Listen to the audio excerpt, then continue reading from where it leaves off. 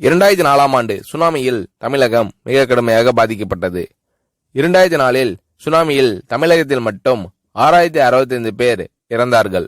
88 கிராமங்கள் நிலை குலைந்து அழிந்து போனது. இந்த சூழ்நிலையில் அம்மா அவர்கள் எடுத்த நடவடிக்கையால் 10 கிராமங்களுக்கு ஒரு அமைச்சர், ஒரு IAS அதிகாரி, ஒரு PRO என்ற ஒரு குழுவை அமைத்து உலக வரலாற்றிலேயே இது போன்ற மீட்பு நடவடிக்கை இருந்திருக்காது என்ற அளவில் 3 நாளில் பாதிக்கப்பட்ட கிராமங்களுக்கு மின்சாரம் வழங்கப்பட்டது. குடிநீர் வசதி செய்து தரப்பட்டது. இந்த மின்னல் வேக நடவடிக்கையால் அப்போதிருந்த இந்திய ஜனாதிபதி அப்துல் கலாம் மற்றும் அமெரிக்காவின் முன்னாள் அதிபர் கிளின்டன் ஆகியோரின் பாராட்டுகளை அம்மாவின் அரசு பெற்றது. அழுத கண்களை துடைக்கும் கரம் கொண்டவர் அம்மா அவர்கள். ஆண்டவன் யாரோ ஒரு நபர் மூலமாக வருவார்.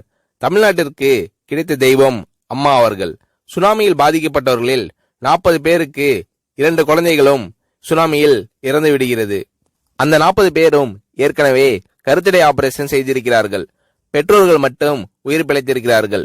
உயிர் பிழைத்தவர்களுக்கு இனி குழந்தை கிடையாது என்ற நிலையில் அவர்களுக்கு கருணைவு ஆபரேஷன் செய்து அவர்களில் பல பேருக்கு குழந்தை பிறந்து அந்த குழந்தைகள் இன்று பள்ளிக்கு சென்று கொண்டிருக்கிறார்கள்.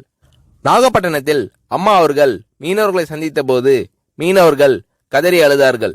அவர்களிடம் அம்மா அவர்கள், நான் இருக்கிறேன், நீங்கள் கவலைப்படாதீர்கள், இழந்து போன உயிரை தவிர மீதி அனைத்தையும் நான் உங்களுக்கு தருவேன் என்று அவர்களுக்கு தேவையான அனைத்து உதவிகளையும் செய்து தந்தார் அம்மா அவர்கள்.